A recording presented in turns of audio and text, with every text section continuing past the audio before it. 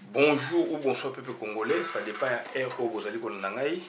Ngande qu'on a mis Christian Bola bien maman peuple mon peuple souverain. Tu es le lot koloba makambu yamboka toujours puisque tu as sinzi na bino, tu as sentinelle na bino. Makambu yamboka lelo ezali ko concerner gouvernement ya Hippolyte Kanambe ou régime ya Hippolyte Kanambe. Bande ko nangai to okeni musika mingi te. Bomoni acte auti ko sala au moment où Mboka ezali na problème sérieux, au moment où Mboka aboyi ko organiser l'élection ndenge na calendrier oya bango puisque biso to bata soulèvement populaire. Donc lelo yo accueilli ya lobby na mona ki na etandeke accueilli wapi accueilli na aéroport ko poser maquette pona aérogare ou aéroport ya sika. Bande ko nanga ezali distraction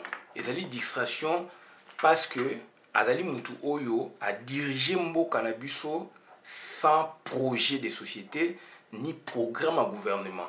C'est quelqu'un, Azani lo côté na Moutou naye, Azako diriger biso, Azako diriger Mboka, on dirait village ya tata naye kuna na Rwanda. On a village ya tata na Rwanda, donc il y a des responsables Oyo et Sengeli aussi na batu ba vanda po na ba ça la projet. Bande ko nangai bolanda makambu ba comportement ya mutu wana malamu, donc azali ko mema biso sans projet de société, sans programme à gouvernement. Asali élection 2 fois na boniso ba pesa qui est, on peut comprendre donc ya igniti donc transition siko tango ba proclamer 3e république ba mindele ba pesa pouvoir ne ba pesa ki wana projet oyo balobaki ya gouvernement ou programme donc projet à gouvernement ou projet de société oyo ndeko nae Vital Kamerhe asalaki ba propagande na ba fikine etc. 5 chantiers qui n'avaient 0 ba eli batu sikoyo modernité biloko ma ba modernité et que yo api 0 na modernité na bango ezali nini donc ba kata ba nzete ba boulevard. Donc voilà, basala ba balabala moko na Congo oyoke mbula sokeye mbula donc etoni na ba balabala wana na ba makadam nyoso basali wana na ba travaux nani na ba chinois. Lelo yo azwe la biso système nini ya aérogare bandeko na ngai. Donc durant 17 ans à pouvoir naie ou précisément durant tout le parti à 2006 style lelo 12 ans à pouvoir au azanango. Donc 10 ans plus 2 ans oyo ba opposant na binoana opposant entre guillemets ba faux opposant au ba PC pouvoir lelo azo ya ko poser les biso pierre pour la construction ya aérogare na ville à Kinshasa. Bande konanga ezali mensonge et ezali mawamingi et bande konanga quand bien même eloko wana ekoki ko salamaka puisque yazo ko keni il faut to bengana ye. Quand bien même le wana ezali ba projet tokoki ko sala kango plus tard mais bande ko nangai 10 ans oya sali projet na ezalaki nini 10 ans oya sali 12 ans pardon oya sali officiellement donc 10 ans to lo ba officiellement et puis 2 ans ba politicien bino ba miyibi wana ba politicien na bino ba PC pouvoir. Qu'est-ce qu'il a fait avec na 10 ans on a projet oya elibiso ezali ya massacre ya ko boma ba congolais 10 ans eli biso na Congo ezali massacre ya boma ba congolais ezali koyiba mbongo koyiba kita koyiba mbongo koteka ba mapangu ya l'état koteka mapangu ya l'état kokanga ba palais officiels kokota insécurité. Voilà ba projet oya ye na ngona Congo insécurité koyiba ba mapangu koteka ba mapangu ya l'état kokanga ba palais officiels ko créer massacre na Congo. Kamuna Sapu Mabe, Beni Mabe, Butembo Mabe, refoulement ba Congolais na Brazzaville. Donc voilà ba projet Oya Yela ba Congolais, insécurité totale na Congo. Et aujourd'hui, après 12 ans officiellement ou 10 ans officiellement il y a pouvoir, Azako ya ko poser pierre ya aérogare ya Njili. Bon o basala ki wana dernièrement ya kini. Osko ya ko poser pierre. Et ça dit par rapport à quoi? Alors que dans le moment où on a 10 ans par rapport à mboka musu neto moni ba Corée ba mboka belé et s'est développé na 10 ans. France, Belgique et s'est développé qui Europe, États-Unis a pensé mbongo ba bengi plan Marshall après Première Guerre mondiale et ba pays européens et s'est rétablissé qui dans combien de temps? Bande on a 10 ans et c'est le grand développement ya mboka. 10 ans et il faut avoir infrastructure ya mboka. 10 ans, il faut un projet de société, un projet de gouvernement fait monana. Donc, la propagande n'a jamais parlé de un projet. Aéroport oyo, soka aérogar azoli nga kosala. Donc, il faisait loko oyo ya lobaki na projet, na propagande, nde bakomi ko réaliser na moment zaki na mandat. Siko mandat si la sale loko te, siko à côté siko na ba loko ba opesa ba manœuvre ba politicien na ya ba aventurer ba lokuta. Siko aye ko poser pierre pour faire quoi na mentalité ba congolais. Na moni ki muta na simanae olenga ko ipemeni okuna kengwa dono na simanae mais finalement c'est quoi ce pays? Finalement ce pays vaut quoi aujourd'hui? Pays ou en Afrique dans le monde ça vaut quoi le Congo? Donc batamaye les basalités donc mutu o ba benga président république propagande salaki nini projet ya société to yebité projet ya gouvernement to yebité donc azo mema biso selon volonté na ye kanambe et puis il n'a pas étudié. C'est un imbécile, un abruti moko boye donc il n'a pas étudié donc celui azo mema biso selon sa volonté. De lobi pa boye pe boye accueilli pe donc alingi neti beneti atonga université mo boye aye reposer pierre. Mais bablo connaît zara donc c'est un carnaval de travail.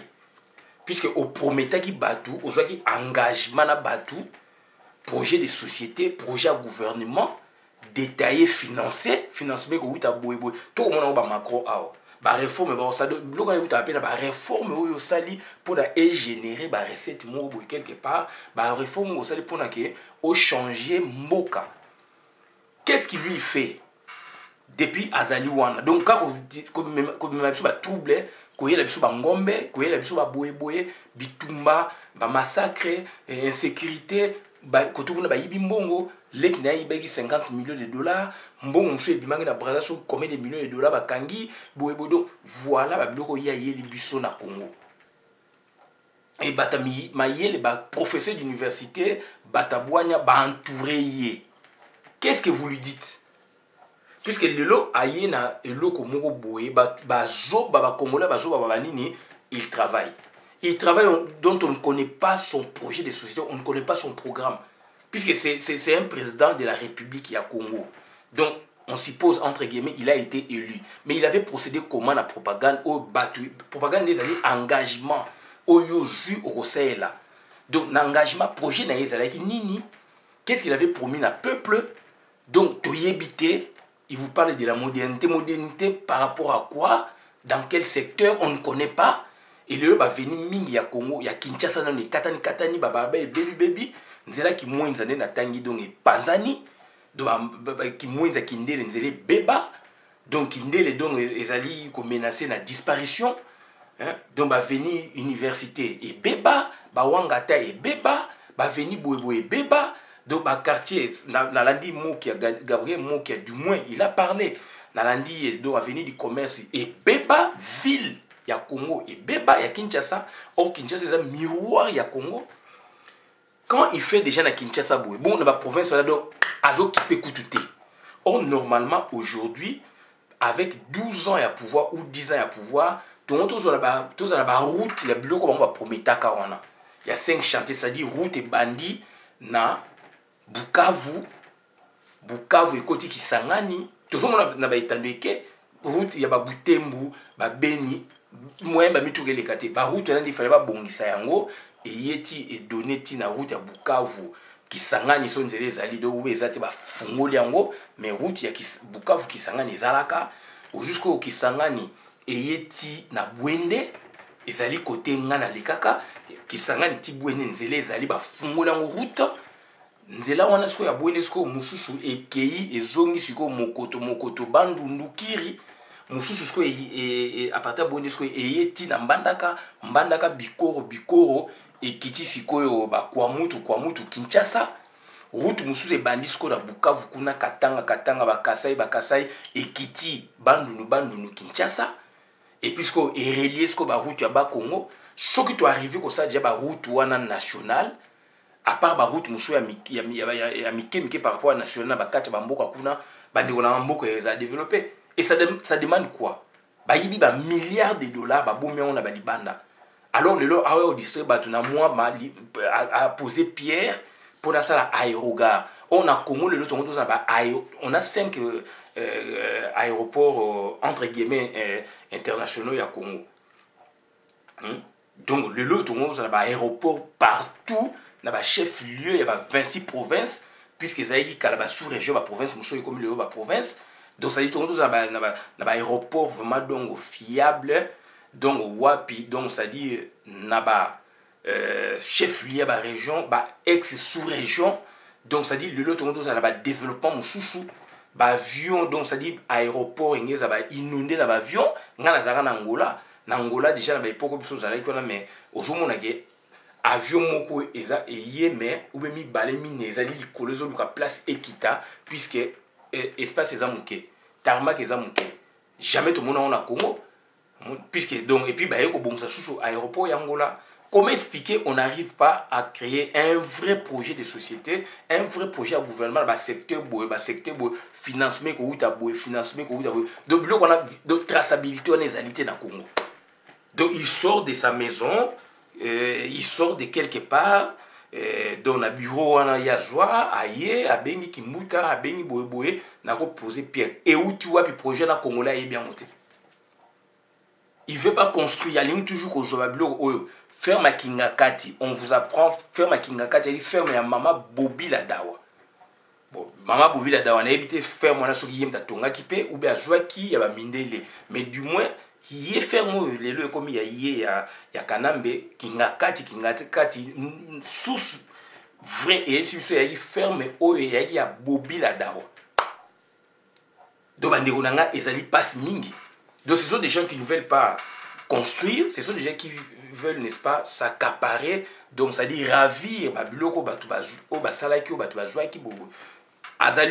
il n'a pas l'imagination, il y a Naku, Mobutu ne serait-ce qu'à Tonga cité verte, Mobutu à Tonga qui cité Mobutu, donc cité Salongo, lui il est là depuis qu'il est là, donc je n'ai pas vu Kanambe construire une cité nouvelle, na Congo.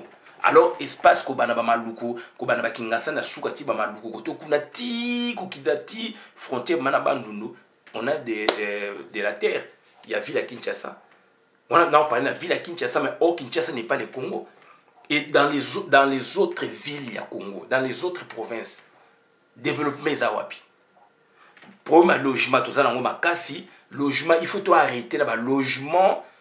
Oh, il y a bien été logé dans la conditionnalité.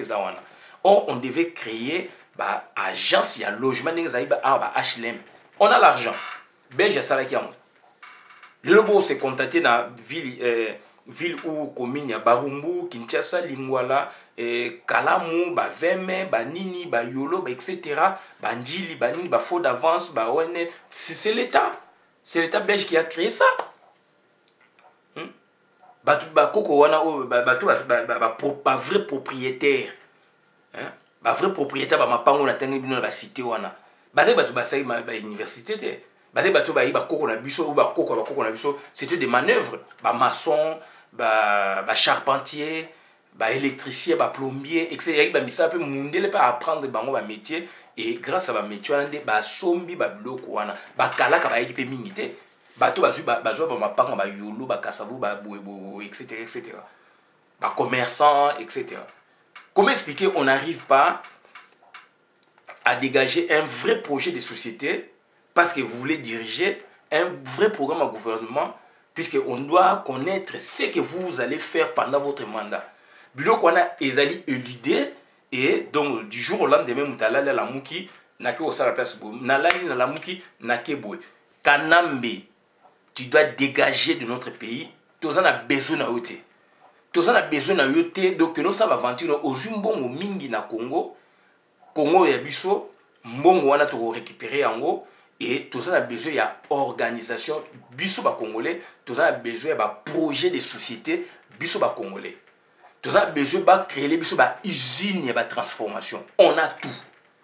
Bozo préféré bo yibaka ba minerai bimaka libanda, bo créer ba usine de transformation ba mboka na libanda. Et bozo te que la ba mboka ba pays voyou pour ne créer ba problème le dans monde. Ba minerai na biso stratégique.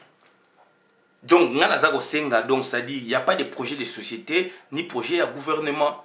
Hein? Macron, il y en a une réforme, c'est un projet, Makambo a l'obaki, a réalisé en haut. Et le peuple maintenant, lobby soit un deuxième mandat, le peuple va juger par rapport au premier mandat. Donald Trump, pareil. Nelson Mandela en Afrique, il a fait ça, problème à logement. Il avait construit plus de. À un moment, dans cette évaluation, donc sur 1 million de logements promis, il en avait construit plus de 750 000 logements. Nelson Mandela. Il avait encore réalisé beaucoup. Mais comment expliquer aujourd'hui, nous avons tout, tout ça, et puis, tout ça, usine à transformation. Mais c'est regrettable. C'est regrettable. Congolais, le loi, sont en piodité et où t'as libanda. Tout ça, bassin du Congo. Fleuve Wana fait partie à bassin du Congo. Tout ça, affluent donc mbisi ezali ya ndenge na ndenge. Pour ne pas parler quand on a lac Tanganyika. Donc on a des poissons et c'est une industrie va créer une vraie industrie vraiment il y a pêcherie. Conservation, il y a boé.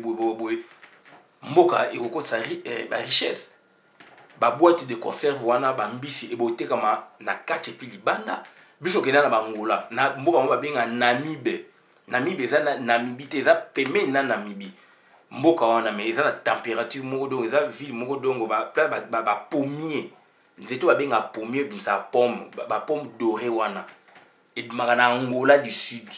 Balubangu banini côté kuna senga sala na vanande côté kuna mi mali les à côté kuna ya osakanate na Namibie na batombwa mboka moko kuna be tombwa na seza na région Namibie où ezali ba province Kangami tombwa angolais basala ka sardine na mboka na bango to somba yango ba sardine maba koma tombwa Angola donc sardine vraiment dongo na Angola basala ka ba sardine na tomwa na o bana yebi terrain Angola donc a transformé le pétrole a bimisi produit wana na mabele na ye a transformé ici na transformation ezali sur place na Angola azali wana azali lelo atongi ba immeuble a osakanate ba otekela batu et projet donc oyo Eduardo Santos asalaki bandeko na ngai ba biloko wana Congo toza komona yango te. Mais ba mbongo ezali ko bunga bankite ezali ko bunga bandi ko continuer boyete. Lui après 10 ans il veut nous construire cet aérogare. Est-ce que nous on en a besoin alors que Kinshasa eza Congo te Mbandaka eza na aérogare nini ou aéroport nini Mbujima eza na aéroport nini ba Congo eza na aéroport nini or Bandundu eza na aéroport nini ba province mususu wana on atangi te eza ba aéroport nini. Or, l'aéroport dans chaque province, dans chaque sous-région, ndenge tout le monde a awa. Moutalinga qui est poto mbalamoko à partir ya Bandundu, makamne eza normal avion kitaka ya poto na Bandundu. Avion Air France oleke kitaka na Kinshasa mais zo kita na Bandundu, zo kita na Lubumbashi, zo kita na Kisangani.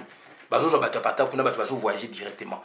Comment expliquer bloc on n'imagine pas donc à réaliser ça?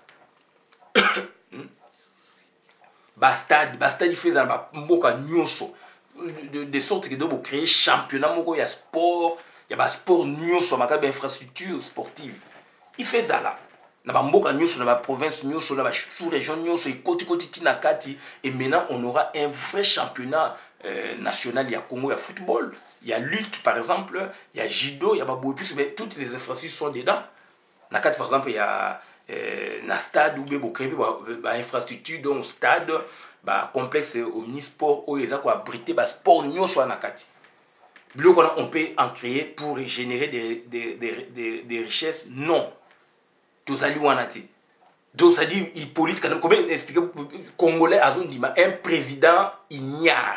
Autre pas bien abattu ignare tant autant à l'école primaire, un président ignare, un président qui est taré, qui a des tares dans sa tête. Et c'est ce monsieur-là qui veut maintenant nous diriger encore, après avoir donc bloqué le pays, après avoir donc, ça dit, dirigé plus de 17 ans, il bloque le pays et il veut maintenant continuer, pérenniser son pouvoir. Alors dans sa tête, il n'a rien. Et il est entouré par des grands professeurs d'université. Par des grands professeurs d'université. On ne comprend plus rien. Comment expliquer que le pays doit marcher comme ça dans Moutane Mouana? Il a l'ali à l'amour qui habite, n'a posé pierre dans l'aéroport. Est-ce que nous, on en a besoin au moment où tu dois partir? Voilà, biloko oyo lelo vrai et comme faux, faux et comme vrai. Donc, moutaza na qualité te ba pesier qualité, moutaza na qualité ba dindisie na Congo na biso lelo. Mais ça mawato. Et ça mawato, ngata na moni biloko wana ba ki muta na sima, donc na ba boybo mais on va où? On va où? On va où? Et ba soda na biso bozali la PV boza bobeta ta masasité mutuana. Bobeta masasité histoire ngisi la malamongo. Il n'a rien dans sa tête. Na mutu na ye na kati eloko moko ezalité. Donc azali so vandi à lali a kanisio ya ko imaginer o bino boko ya na ba projet kitoko ya boyango ya obisa bino ba biloko ya ye. Côté pouvoir donc ça dit à créer bino ba désordre pour na ya tika na pouvoir pour na soi-disant la communauté internationale que mboka wana et makameza au marché. Donc moi organisation il y a des élections mais mundele soit lekele mayele mundela zone si ko makamsko na bande ko na bino ya Sadek na bande ko na bino donc ya Afrique kuna boyo bo sur la bino de vérité et biso de ni résultat boy. C'est là où il est coincé. Bande ko lo bo fêter qui le 1er mai 2018 fête il y a travaillé dans l'organisation internationale du travail OIT. Et c'est fête mondialement connue. Si on a Congo kuna bo fêter qui ni est-ce que là-bas, il y a du travail? Moutou sali 50 ans à travers la ndako wa mama na bango, azo ko même ko se payer pente, azo ko même ko se payer brosse à dents, azo ko même ko se payer logement te, de moyen ko ta bala pesate, de moyen asombelo ko bobizate, asa na simanda na ba parents na y encore 40 ans, 50 ans, 60 ans.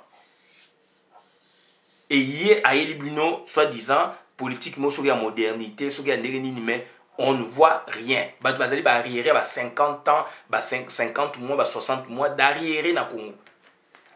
Et bien vous faites qui se fait il y a le 1er mai on a fait du travail. Vous faites pourquoi?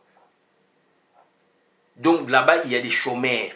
Chômeurs en France, na mboko nga nazali chômeurs, zali muto a travailler qui et que à côté na chômage puisque musala na ye kufi balongola qui est ou bien dans ma condition donc bref balongoli musala mais il avait cotisé, il avait travaillé et que maintenant il faut pas garantir yé tawana oya azoluka musala ti azo musala et ba kotala ce contribution à travailler durant combien de mois tout est calculé pour ne pas payer sikoyo ben indemnisation bazo fouter chaque mois neti mutafu azo sala puisqu'il avait travaillé bazo fouter par rapport à cotisation à sala ki wana ba ko pesa lem sou donc ba ko fouter mbongo boye et cause de à peu près salaire na yo balongolaka ba transport ba bloka mike sur aux 1200 € na chômage na yo bozali sur 980 € ou 1050 €.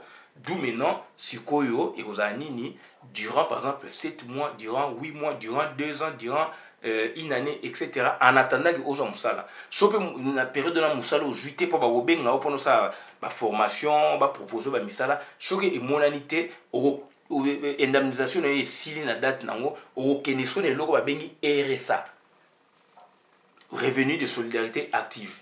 Revenu à peu près montant moko boye pour na ke au survivre na poto na France. Comment expliquer bablo nous on peut pas copier ça. Alors na époque belge bablo à peu près ndenge on ezalaki. Comment expliquer on ne peut pas donc rééditer par exemple donc on est ba carte des endroits pour les fonctionnaires. Biso to kola yi ba parents na biso ba carte des endroits oza maladi boye au kei na hôpital nyonso ba traité au félé au laxi carte et puis ba kisi au félé. Et ça dit équivalent à la carte vitale en organisation où ils allaient à Léon en France. Comment expliquer là-bas on n'arrive pas à rééditer ba exploit où ils allaient ba belge ba tikaki au plutôt veille na yango. Avec tout ce qu'on a aujourd'hui ba richesse où les allaient Mobutu a touché ba richesse mususu wanate. richesse lelo toza nango donc eza richesse mo bomengo lelo etoni na Congo donc eza sous ya mingi koleka mais on n'arrive pas à nous organiser. Comment expliquer éducation nationale ba kelasi ya malonga ezate au moment où Rwanda comme na ba kelasi moko numérique c'est-à-dire bah quand ça bande na ba internet na ba informatique etc. ba ordinateur. Comment expliquer biso toza ko arriver ko sala bloc wana te. Le professeur Mukonda Bonza lobi yango bana mwana aza na deuxième année de licence azo yeba okomate ko tangate mais alignage à papier wana puisque ezali bongo. Est-ce qu'on peut pas faire vraiment une trêve que donc durant 50 10 ans donc université par exemple bakanya comme ça tu revoir vraiment bon la réforme sous au lieu que batwa ke na ba université siko ke non na ba école mo préparatoire nan donc ça dit bah au lieu que batwa ba accéder à l'université ba tie bango to tie ce to créer tranche mo ya préparatoire et préparatoire na so ba jauger ba niveau ya batu d'abord na ba basique français boy histoire ba culture générale et puis ba yeba et comme ba cours moniti donc ya donc ba remise à niveau. Hein? Donc ça donc il faut que c'est le mot préparatoire ça ba remise à niveau.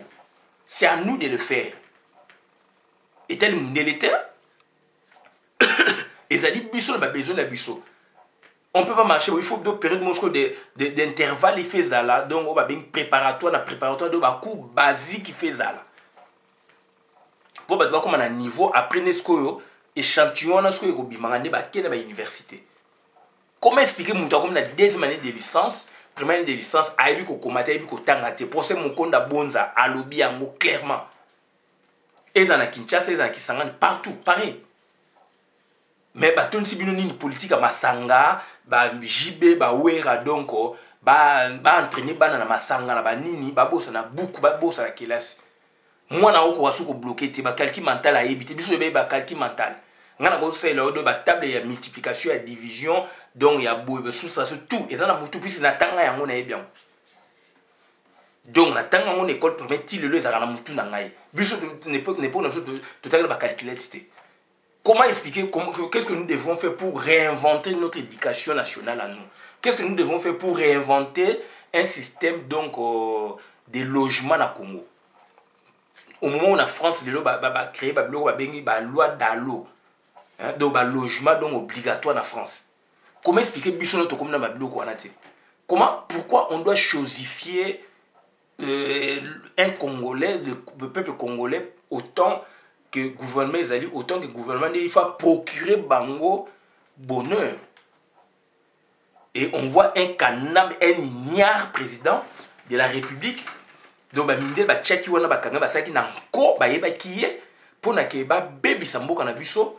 Et on le voit là, il se réveille donc avec une idée telle que je vais poser la première pierre pour construire un aéroport. Alors que le Congo a besoin des aéroports. Simultanément, on peut construire même 50 aéroports dans le Congo direct. Dans la sous-région, on a 26 provinces, donc 26 aéroports nouveaux. 24 mususu wana donc c'est-à-dire ekotiwapi ekokota skoyo ba district bani et 50 direct on peut en construire 50 stades on peut en construire directement avec mon contribuable on peut construire 50 stades modernes le quoi Kamanyo na simultanément on peut construire des routes au natangeli bino donc c'est-à-dire Bukavu Kisangani Mbandaka Bwende Mbandaka Kwamutu Biko Kwamutu Kinshasa Bukavu donc Katanga donc Bukavu Maniema Katanga Kasai hein, une de deux Kasai ou deux Kasai une de deux provinces du Kasai après Bandung Kinshasa et tu rejoins des siko Mbalamoko ba Congo et na katuana sko bo créer ba route ba dessert agricole ne ba loba mais le pays sera développé et beaucoup on peut na ba rail. Comment expliquer moi je suis Kinois naebi Benité naebi Bukavu te nazo ko na sango. Comment expliquer mon azali na Bukavu kuna aebi Mbandaka te et bozo loba bolingana vous parlez de la nation.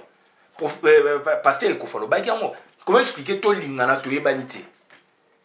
koyeba na kolinganeza nini il faut donc intégration wana ekozani na ba route ekozani na communication na voie de communication na ba route na ba mani. Comment expliquer université bapesi mbongo na Banque mondiale bosengi mbongo bo bapesi mbongo et matata pona zu mbongo na ko tonga na mboka na ye et impunité totale ba inquiété procureur général de la République a inquiété matata po azali nani azo mbongo wana wapi. Comment expliquer biloko mo ndenge wana? Donc bandeko na ngai ezali mawa mingi, ce monsieur n'a pas de projet de Congo ezotambola sans projet de société, sans projet de gouvernement et biloko wana yebanaka na ba période électorale. Ce sont des engagements où vous promettre bateau. Donc ça dit, on ne peut pas marcher comme ça. Donc mouton il faut benganaye. Et heureusement la CPL de l'Oba CICL et PC déjà message. Donc ça dit Mikolo Mizali Koyaka. Donc bah marche à Kafu il faut toi découdre dans mouton. On peut pas continuer comme ça. Tout le monde va courir mouchouchou et se développer. 10 ans et ça dit bah développement minier na bamboka.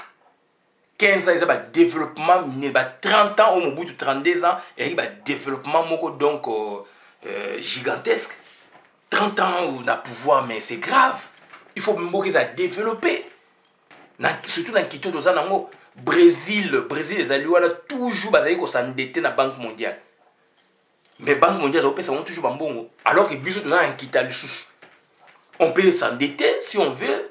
On crée de grands projets. Grand projet. Ok, donc ça dit que vous remboursez durant 20 ans, 30 ans, mais vous avez investir dans mboka. Mais on va jouer pour la bâtir la poche et comme la mutuelle l'État, puisque l'État, pour la banque, ils mopaya, l'État. Et l'État a mopaya, on a sa kenda, l'État a mopaya, à sa kenda, comme l'État, ils allaient abattre Mwindu. Tant que vous avez l'État à Mopaya, pour que nous avons parenté na village na yo, donc vous avez boma Congo. Et l'État à Mopaya, on a payé, ils avaient payé boma pe Mboka. Mais l'État à Mopaya, on a puisqu'il y a eu Mundele, il y a eu l'État à Poso Mundele. C'est comme l'État à Lelo, ils avaient l'État à Moutou Poso Mwindo. Ils avaient eu yanga yaye. Ce que vous avez mbongo wana babilo kwana so ko tunga na université na Mboka na yo, au sali boye na Mboka na yo, uzimbo mshoti na libengano na compte na privé. Pour machine de. Donc, je suis en colère, je suis étonné.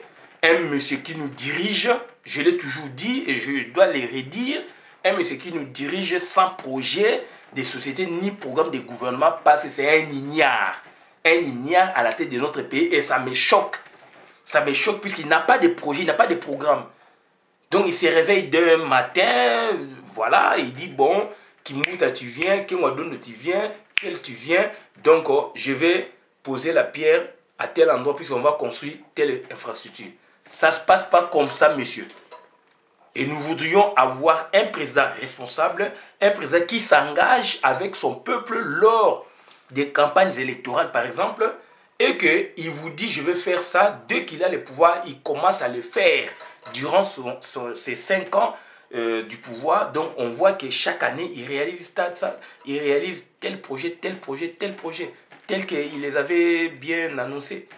Comment expliquer aujourd'hui donc à l'amou qui boye aérogar à ko chama banga bon aérogar ba sala ki a Lidl ezali ti Lidl o to zaka ba magasin to zana ba parking nango oyo so ki mbuta sala ki so na sala ki et aujourd'hui lui il vient poser est-ce que aéroport ezali ka na Congo kaka o ezana na Congo ezaka na Kinshasa ba difficulté ni ezali na ba intérieur na Mujimai donc neto yoka transport ils a passé dans la province de sous transport ils a passé na mbana na parle même pas ba hôpitaux est-ce qu'on a des hôpitaux ba pont sengeli relié ba contrée ba village ba localité est-ce qu'ils allaient malam est-ce que tout ça mado inventaire et ba infrastructure ya Congo na domaine boy éducation nationale na Kinshasa même bana ba vana mabanga ba ibo tanga te ba ibo komate de bilo qu'on a tout Hippolyte Kadam est allié puisque c'est un occupant et il est venu pour tuer le Congo. Oyo ko boma Congo mais o bima na Congo te biso to boma yo. Biso to boma eza kalaté to boma yo. Donc yo ko boma biso bomi éducation biso bomi ba valeur na biso ba magasin news tous les loyo ba économie news tout ça ma boko ba paya ba indo pakistanais ba tondi pour na ba s'accaparer l'économie na biso. to boité ba ya ba sala mais na ndenge ba sa complicité na bino lobby donc cause la filtrage. Moi je parle du filtrage. Lobby cause la filtrage. Mais c'est pas possible. Donc bande ko ngai naza minga olobate na suki awa to za la concentrer to appuyer action ya CLC donc ya ba catholique to appuyer bango to appuyer cardinal Mosengo to za l'ensemble ce monsieur qui a une aura nationale et internationale ya makasi et bande ko ngai il faut to bengana mutoyo to bengana mutoyo puisque Alexis Sotan ou Alexis Sotan développement ils allaient toujours ko chiter développement na Congo to za ko vivre en côté côté santé, développement égalité, il ne pense même pas à réorganiser le système de sécurité sociale au Congo. Il n'est pas là. Azali ko penser te ah bon ça va venir na Congo. Azali wala te a venir babi ya Kimwenza, Kindele tout ça monga fula et baby va venir belé na Kinshasa et beba na ba province n'a parlons même pas puisque Kinshasa n'est pas le Congo. Quand ils visent à construire un aéroport dans la ville à Kinshasa alors qu'ils devaient en faire dans toutes les provinces. Il devait construire des routes. Il devait relier toutes les routes comme il avait annoncé par la bouche de son mentor, donc Vital Kamerhe, na premier mandat nae, qui ba otonga, ba autoroute, ba banin. Ayebi que so ba tonga ki 5 chantiers, ba tonga ki ba autoroute ne ba lobaki. Oyebi que ba autoroute les longs wana. Il y a des aires de repos, ba toilettes ezalaka, ba restaurer ezalaka, ça va générer ba électrification ya ba venu wana ba autoroute ne kozala ba village au ba bloc ko ba village ngé zala un peu développé et ngé ko na rythme et on aurait eu n'est-ce pas un peu de développement na Congo. Donc ba lobby ba salité mais ba a besoin de pouvoir et donc durant 10 ans il va nous construire donc un aéroport alors que le pays en a besoin un peu partout sur toute l'étendue de la République. Na lisala ba a besoin d'aéroport. Yakitoko, na basankushi baza besoin aéroport, Yakitoko. Na Mbazangu baza besoin aéroport, Yakitoko. Na Okena Bandundu, na Bakwilu, Kwango baza besoin aéroport, Yakitoko. Ainsi de suite, na Mujima et Baba Kwanga, Okei, na Bakana, baza besoin aéroport, Yakitoko, baza besoin route, Yakitoko. Et tout ça besoin de système, il y a des écoles Yakitoko, des écoles au Batba Tangavma, donc école Yakitoko, donc au système numérique n'est comme les deux. Donc, le domaine nous sous KO, mais il sort là. Excusez-moi, c'est répété. Aïwana, Aocha, Libanga, Tonga. Pour convaincre qui au moment où il est sur son départ. J'ai dit, je vous remercie pour la vidéo, Malambo, Bokabola, Yango, pour la compte de la société. Donc, Mawatro. Dans l'entretemps, il y a un Kimouta qui est derrière avec toutes les poubelles, il y a ville à Kinshasa, dont il n'arrive pas à les enlever. Et il est gouverneur, il y a ville à Kinshasa, il porte cette étoffe de gouverneur. Et donc, Azali Nango et Sengo. Et on l'a vu derrière, gouverneur à ville à Kinshasa. Donc, moi, quand on dirige, on est bon diriger. Tokoti la bino tante, toko lembate, tokoti kate, tozali derrière bino et bozali wana boko kende boko tika mboka wana. Et il politique kanambe ako kende bateau tout ba soutenir qui est boko passer madong donc boko zala madong arrêté. On a déjà eu la vidéo pour la société. Merci. Christian Bola, bien maman, peuple souverain. Merci.